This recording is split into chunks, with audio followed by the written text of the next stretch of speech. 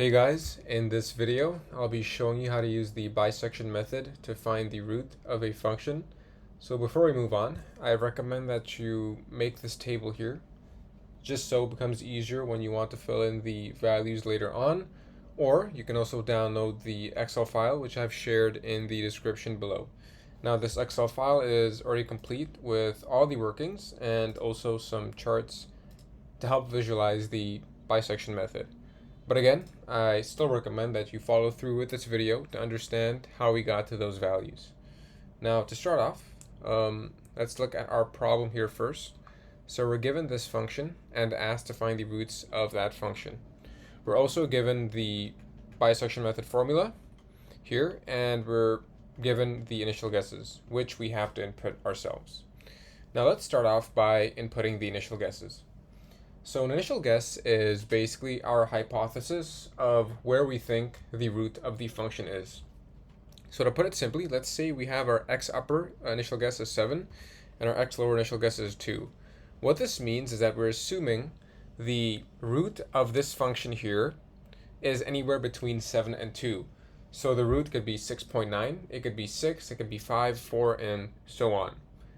So once we've done completed filling in the initial guesses, we can now move on to the iteration table.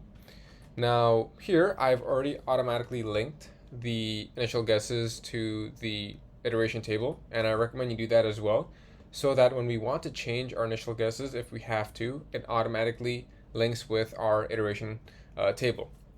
Alright, so here we have XR, and XR is basically where we put in the bisection method formula. XR is simply just the x lower initial guess plus the x upper initial guess here divided by 2 like this. Okay, now f of xu is simply just evaluating this function here using our xu value, which means the following. So it's 7 squared minus 15 times 7 plus 50. So basically what we're doing here is replacing all the x's with our x upper value.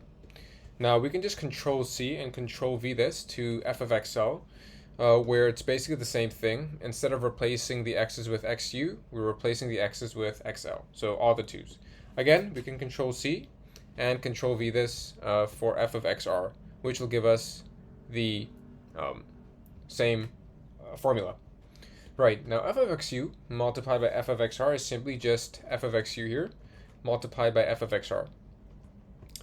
Here, f of xl multiplied by f of xr.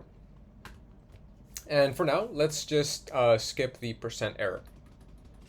So let's move on to our second row of iterations. And now here, we have to fill in our xu and xl values. And in this case, we cannot use the previous values above. So what we need to do is use a formula. And bear with me, the formula is a bit confusing, but I will be explaining why we use this formula later on towards the end of the video with the graphs I made previously. So for now, just copy them.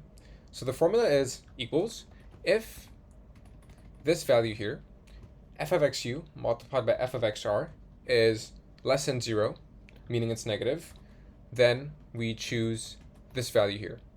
Now if that value is false, meaning it's not negative, then we choose xr. Again, just copy this down for now. Now the same thing for the xl value, which is just if f of xl multiplied by f of xr is less than 0, then we choose this value here. If that value is false, then we choose this value here. Okay, just press enter. And from here, it gets quite easy. So we can just highlight all of this and copy it down. So you can highlight and control D, or you can just drag it with your mouse. Okay, now let's fill in the percent error.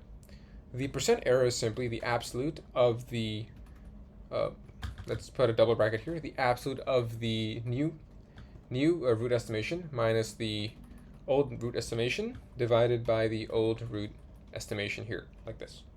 Okay, let's press enter, and let's make this a percent, so alt HP. Okay, now from here it gets very simple. All we need to do is just copy this down. So we can just highlight all of this and control D. And here, we're basically finished with the bisection method. Now, where is the root of the function? The root is right here in this column. So here we get that the root of this function is 5. Now, how do we know this? Firstly, if we look at this column here, when we start off with our initial estimations, it's a bit jumpy, right? So it goes from 4.5 to 5.75 to 5.125, so it jumps around a bit. However, if we go towards the end here, it becomes relatively constant, right?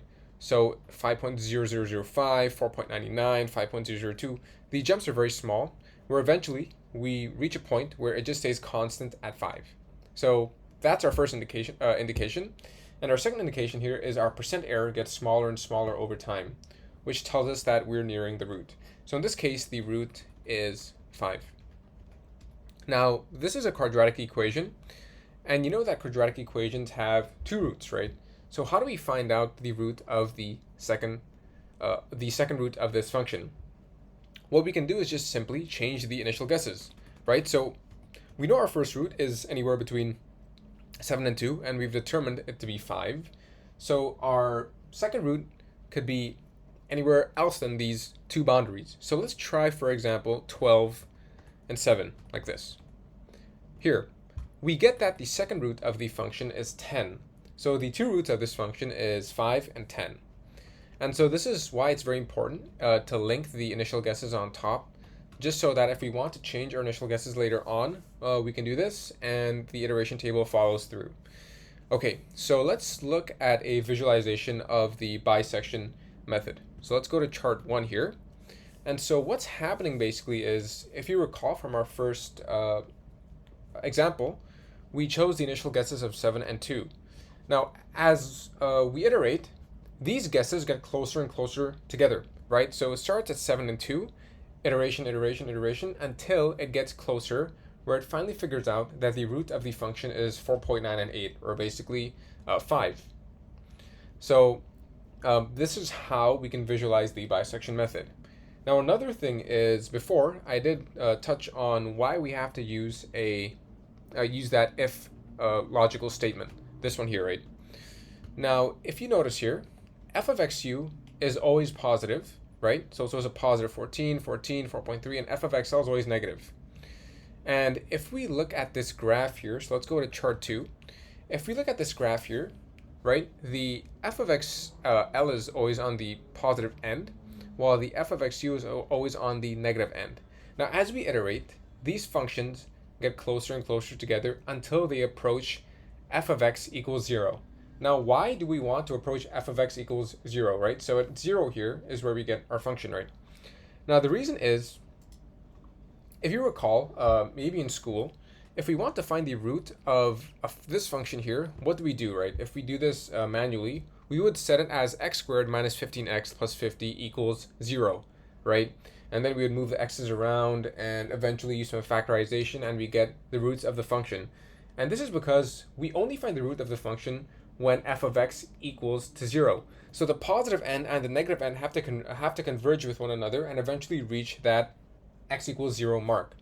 And I think you can read more about this if you look up the intermediate value theorem, but it's a bit more complicated, and this is just a simple way of understanding this. So that is it for this video. I do have some other videos on other numerical methods, such as the false position, fixed point iteration, unit rafts, and so on. So please check those out. Again, thank you for watching this video.